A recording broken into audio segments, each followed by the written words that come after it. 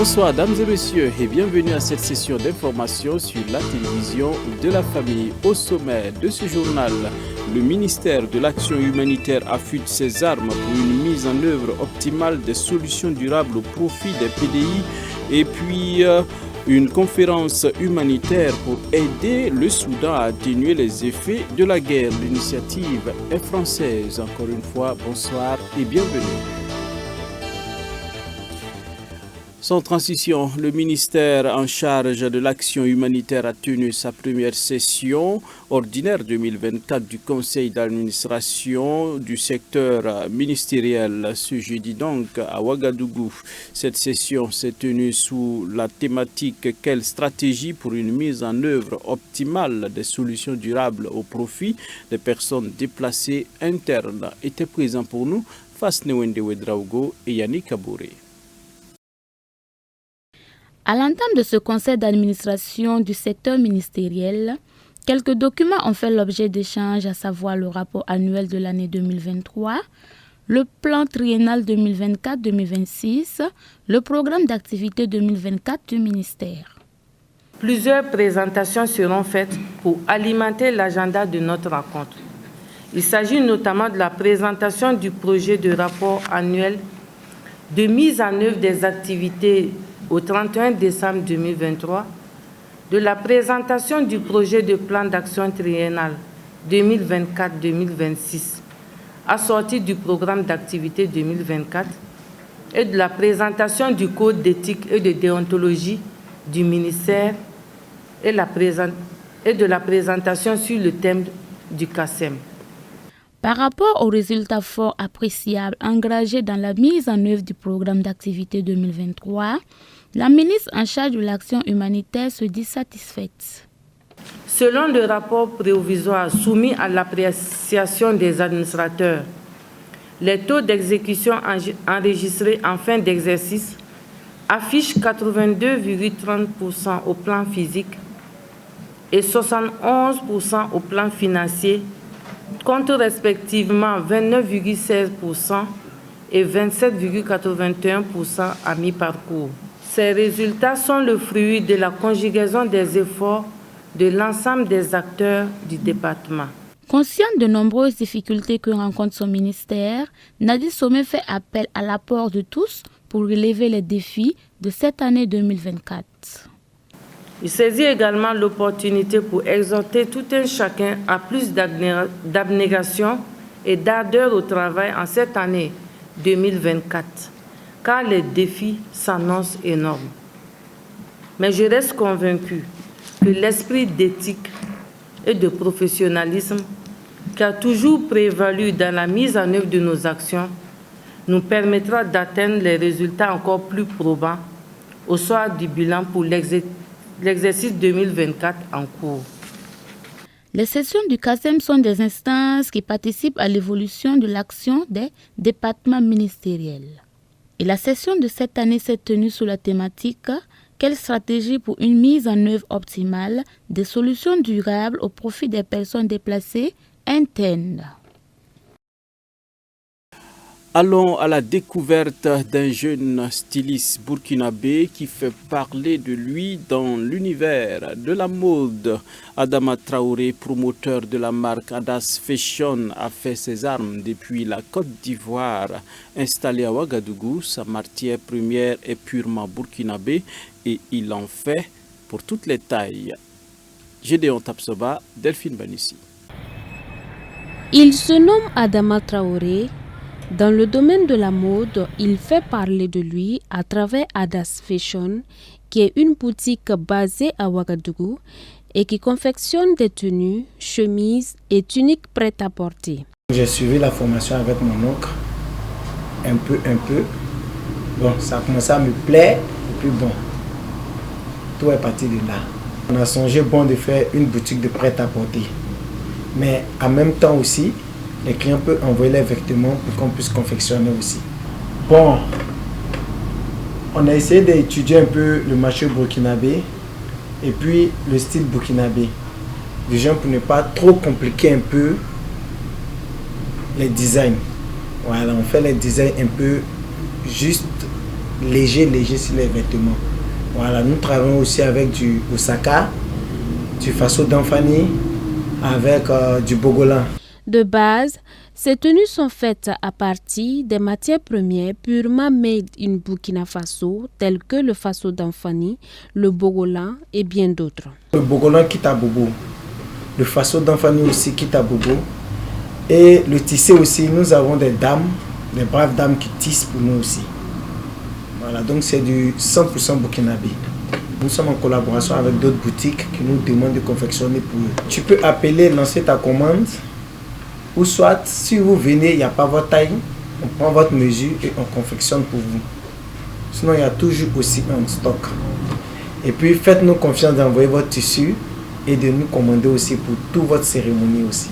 Dans cet atelier de couture, savoir-faire et affinité font bon ménage. Ici, bon, on travaille, on est comme une famille. Il est comme un grand frère pour nous. Franchement dit, le travail, ça se passe bien. Il nous traite bien. Et puis aussi, on essaie de s'entraider entre collègues pour que tout aille bien. De la Côte d'Ivoire au Burkina Faso, Adama Traoré a été employé pendant 6 années, durant lesquelles il a acquis son savoir-faire avant de procéder à l'ouverture de son propre atelier. C'est à partir d'un billet de 10 000 francs CFA que vous pouvez obtenir une chemise chez Adas Fashion. Notre dossier de ce soir est consacré à la nutrition. Eh bien, l'expert en la matière, M. Abel Ila, nous entretient sur l'importance des fruits et légumes pour le bien-être corporel. Eh bien, singulièrement, nous faisons une halte ce soir sur l'ananas. Nathalie Ouedraogo et Gédéon Tapsoba ont réalisé le sujet. Ne pas souffrir de la faim ni de la malnutrition est un droit fondamental qu'il faut respecter au nom du développement humain et national. Le lien entre nutrition et la santé est de plus en plus connu. Il est nécessaire d'avoir une bonne alimentation pour rester en bonne santé. À l'inverse, une mauvaise alimentation peut nous rendre vulnérables à la maladie. Améliorer donc son alimentation est très capital et les fruits sont sans doute un de nos meilleurs alliés. Nous sommes faits, comme on le dit, de ce que nous consommons.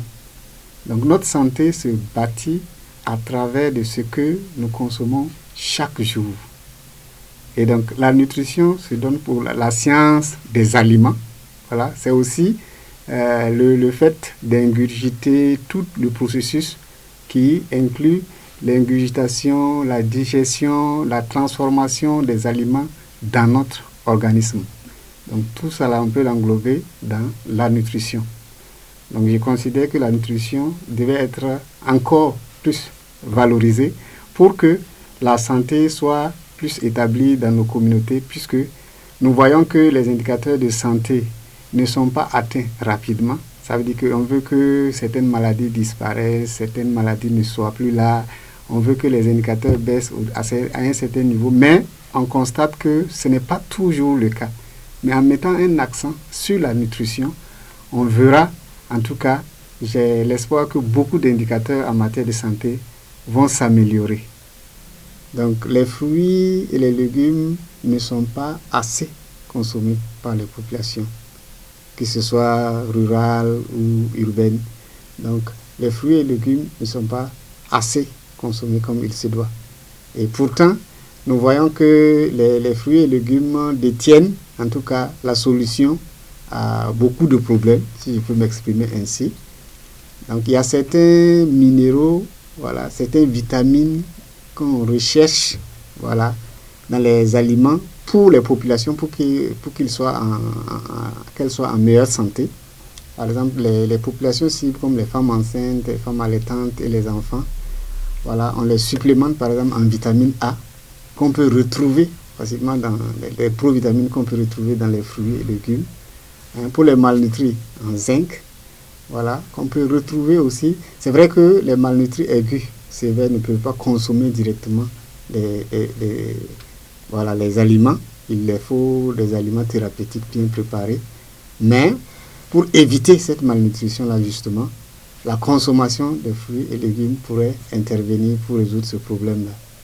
Donc voilà pourquoi en tout cas il faut encourager la consommation des fruits et légumes pour pallier en tout cas à ces carences en vitamines et sels minéraux qui sont remarqués au sein de la population.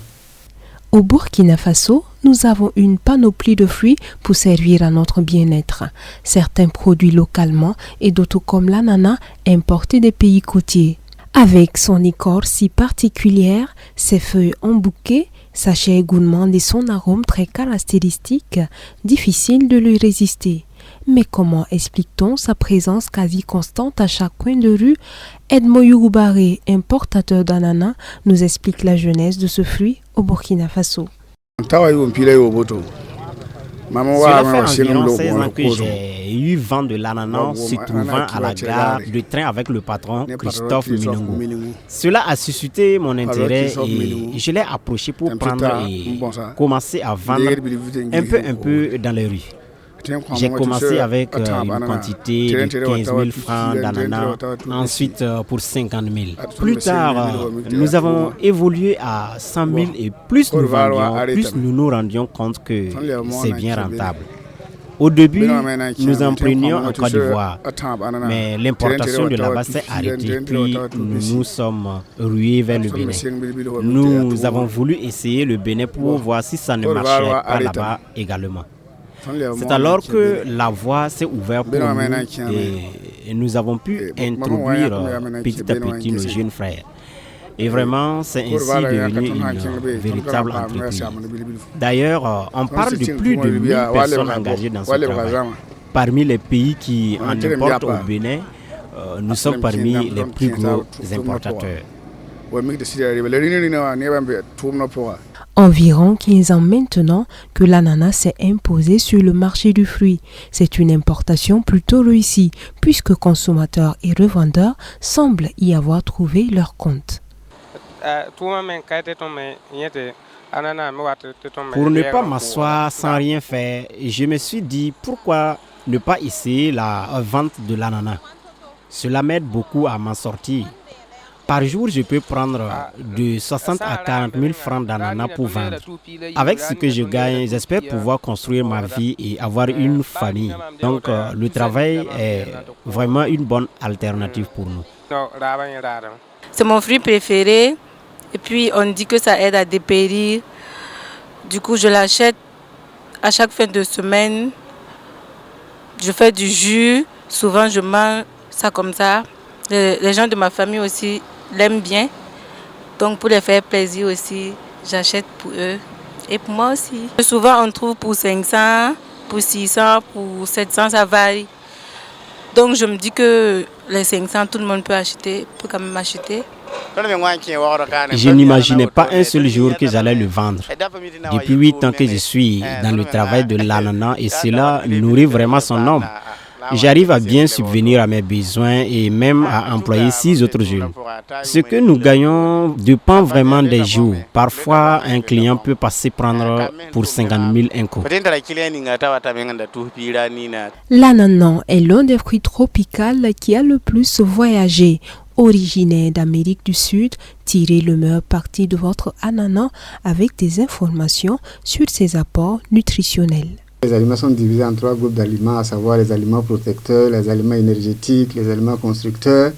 Et donc, l'ananas se trouve dans le groupe des aliments protecteurs en tant que fruit. Il est très, très important de le consommer comme aliment protecteur. Pourquoi on dit que c'est un aliment protecteur? Parce qu'il contient des vitamines et des sels minéraux. Les vitamines, on peut citer la vitamine C, par exemple, la vitamine B3, B6, B9. Donc, et parmi les minéraux, on peut citer le zinc, voilà, le calcium et le magnésium. Voilà, il contient beaucoup de magnésium qui est important pour le cœur. Donc, ce qui fait que l'ananas peut être classé parmi les fruits, parmi les aliments protecteurs. L'ananas fait partie de la famille des broméliacées, donc surtout à cause de la protéine, la broméline que l'ananas contient, qui est une protéine qui contient plusieurs enzymes. Ce sont des éléments qui permettent de digérer les protéines. Voilà, des ciseaux qui permettent de couper voilà, les viandes que nous consommons. Donc ce sont des ciseaux, ces enzymes-là sont des ciseaux qui permettent de digérer ces aliments que nous consommons là. L'ananas frais contient une très grande quantité d'eau. Voilà, quand on consomme de l'ananas, on a un grand apport d'eau. Et comme vous le savez aussi, l'eau est très importante pour l'organisme. Parce que notre organisme, vous le savez, est fait quand on est à l'âge adulte d'environ 70% d'eau. Donc ça veut dire qu'on doit avoir un apport régulier d'eau, non seulement pour maintenir un bon niveau d'activité enzymatique, ça veut dire que la digestion, le fonctionnement de l'organisme, etc., mais aussi pour éliminer les déchets. Donc à environ 80%, je peux dire, de l'ananas que nous consommons est constitué d'eau. Mais également des glucides. Quand je dis glucides, je parle des sucres. Donc ça contient des sucres simples à digérer, donc du fructose. Donc la digestion est très facile. Voilà, et ça n'élève pas la glycémie. Donc même les diabétiques peuvent consommer de l'ananas parce que dans les régimes qu'on fait d'habitude pour les diabétiques, on peut ajouter de l'ananas. Donc, et aussi les personnes âgées peuvent consommer de l'ananas puisque voilà, ça apporte des glucides faciles à digérer qui ne va pas élever la glycémie et qui ne va pas rester longtemps dans le sang. Donc sur la base de la composition de l'ananas, on voit que chaque être humain, en tout cas, peut consommer de l'ananas. Donc si on consomme de l'ananas, on consomme de l'eau, on consomme du fructose et on consomme des sels minéraux et des vitamines. L'ananas se mange frais et sa découpe est un jeu d'enfant pour les habitués. Il peut être également transformé en jus d'ananas ou encore se mélanger à d'autres recettes. Le fruit a naturellement trouvé sa place dans nos quotidiens alimentaires. Cependant, la filière cache son lot de difficultés, surtout vécues par ses acteurs.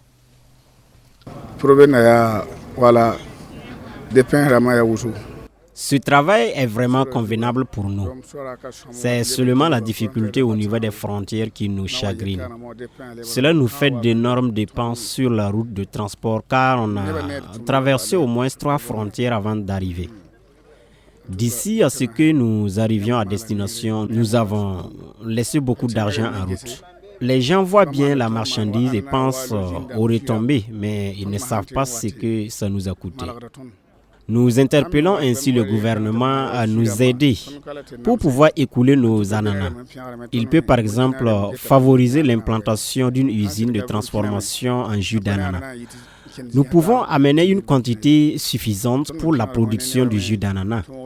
Il y a de nombreuses personnes engagées dans ce travail et c'est un levier de développement économique.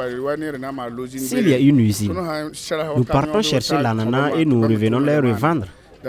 Cela vaudrait mieux pour tout le monde que de consommer le jus d'ananas venant d'ailleurs. Pourquoi importer du jus ailleurs quand on peut le faire chez nous?